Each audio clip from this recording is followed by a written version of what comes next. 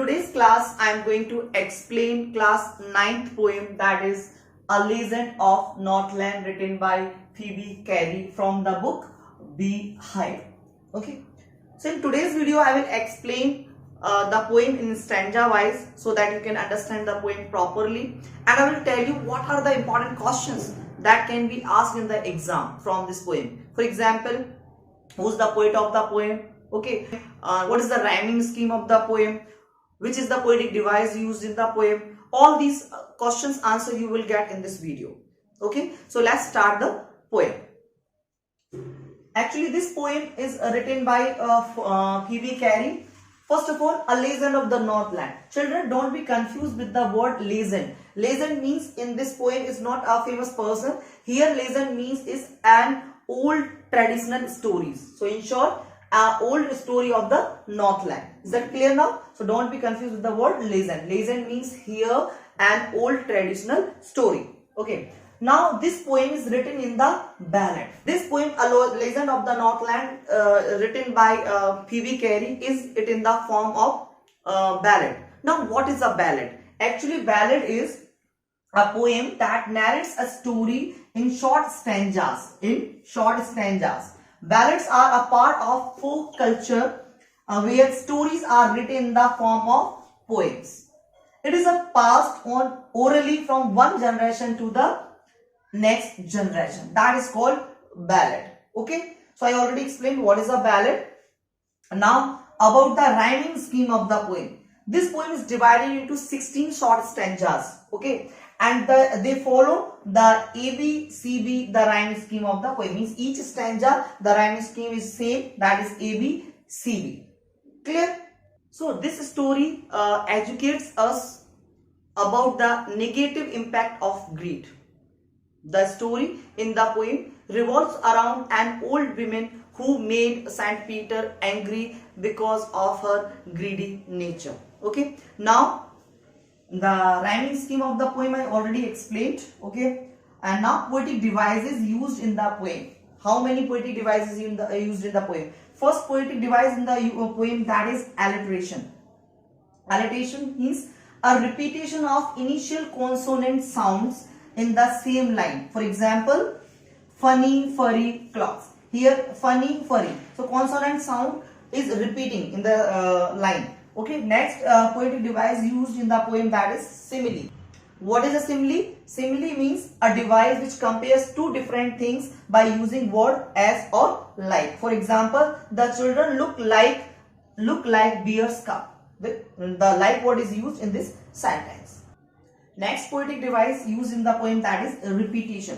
What is a repetition? Repetition means a repetition of words and phrases in the same line to emphasize an idea. Clear? For example, away, away in the Northland. Boring and boring and boring.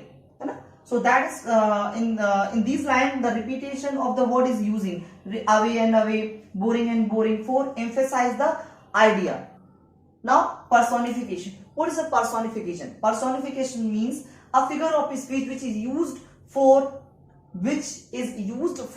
an inanimate object or animal, bird, look or feel as a human beings. When we use birds, animals as a human beings in the poem, that time it is a personification. Okay. So for example, in the poem lines are given just like where she lives in the trees. Now birds cannot, the person cannot live in the trees. She lives in the trees. No. So a human being cannot live in the trees, but here personification is given. Means the bird is compared as a human beings. Okay, so that is why in this line personification is given. Now about the poet. A Legend of the Northland is written by Phoebe Cary. So Phoebe Cary was born on 4 September 1824 and died on 31 July 1871. Actually, she was an American poetess and the younger sister of Alice Cary. These sisters co-published poems in 1849 and then each went to publish volumes of their own. Cary occasionally attended schools She often had to work at home and hence was largely self-educated. Her mother died in 1835 and 2 years later her father married again. Phoebe died of appetites and was buried in New York. After the death of both sisters, a joint anthology of their poems was also completed. So that's all about the poet. So now I'm going to explain first stanza of the poem, that is, away, away in the Northland where the hours of the day are few and the nights are so long in winter that they cannot sleep them through. First of all, the word legend means here a well-known tale, stories. Okay, so the poet tells us a story from a place near the North Pole. She tells that days are too short and the nights are quite longer there. People cannot sleep during such long nights as it is a cold region, where they harness the swift reindeer to the sledges when it snows, and the children look like bear cubs in their funny furry clothes. It snows very heavily there, and people harness the reindeer to their sledges for transportation purposes. Children in these places wear fur cloths to the chill weather, and they look like the bear's cubs. They tell them a curious story. I don't believe it is true, and yet you may learn a lesson if I tell the tale to you. The people of the Northland tell their kids an interesting story from the past. The poet does not seem to believe that the story, yet he feels like telling it again as it contains a strong message. Once, when the good Saint Peter lived in the world below and walked about it preaching, just as he did, you know. So the story took place in the time of when Saint Peter was alive. He lived in this mortal world before moving to the world of heaven. Saint Peter would go far and wide preaching the people in his own manner. The poet says that everyone knows that he had his own particular way of delivering the sermons. He came to the door of a cottage in traveling round the earth where a little woman was making cakes and baking them on the hearth. Good Saint Peter went far and wide traveling his sermons. Traveling round the earth, he reached a small house. Inside the house, a short-sized woman was baking cake.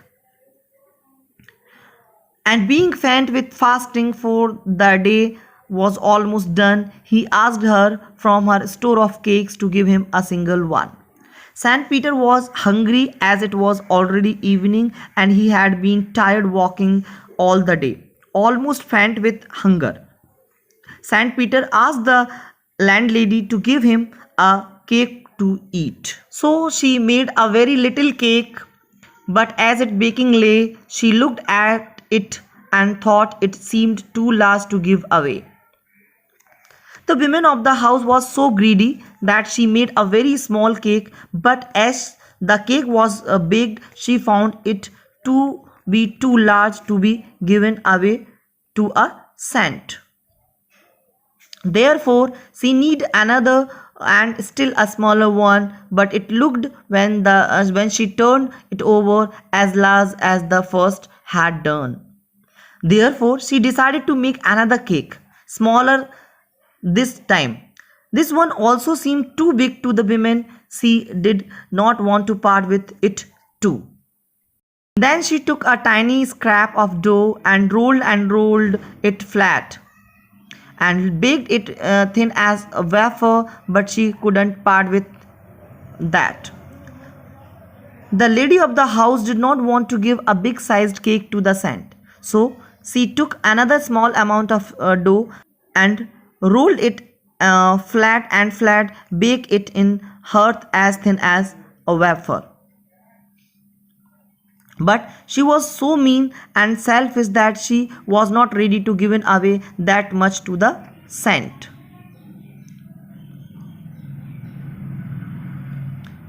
For she said, my cakes that seems too small when I add of them myself are yet too large to give away. So she put them on the shelf. She thought that these cakes were too small for her to eat, but they were too big to be given away to others. So she decided to not to give any of the cake from the store of her cake, and she put all the cakes in her cupboard. Then good Saint Peter grew angry, for he was hungry and faint, and surely such a woman was enough to provoke a saint. Saint Peter lost his temper when he saw the selfish attitude of the women. She was already fainting with hunger, and the women's act was making him angrier. And he said, you are far too selfish to dwell in a human form, to have both food and shelter and fire to keep you warm. Hence Saint Peter told her that she was very selfish. She did not deserve to be a human being and live a comfortable life with good food to eat, a house to live in, with fire to keep her warm. Now you shall build as the birds do, and shall get your scanty food by boring and boring and boring all day in the hard dry wood. Saint Peter cursed the women and transferred her into a bird. As a bird, the women could now have to build her own nest and get her own food. To get food, she must dig holes in the hard, dry wood. Then she up went through the chimney, never speaking a word, and out of the top flew a woodpecker, for she was changed to a bird. As a result, the women went out through the chimney of her house without speaking a word. She was now changed into a woodpecker. She had a scarlet cap on her head, and that was left the same, but all the rest of her clothes were burned black as a coal in the flame. As a human being, the little woman wore a red cap. When she was converted into a woodpecker, only her red cap remained and all her clothes had burned. In other words, the woodpecker had a red head, but the rest of its body was black. And every country schoolboy has seen her in the wood, there where she lives in the trees till this very day, boring and boring for food. The poet then says that since then every schoolboy has seen the woodpecker, the little woman in the forest. She still lives there digging into the dry and hard wood. Hard wood means dry and hard means bark of the trees, to look for her food. So that's all about the poem. So the moral of the poem is that this poem puts forth the idea that we should not be selfish and always help the needy. A selfish person has no satisfaction in life. Okay, and he have to face the problem like the women faced in the poem. So I hope you understand the poem properly. Now you find out the answer of the questions which is given in the book, and read the poem once again and try to understand the poem.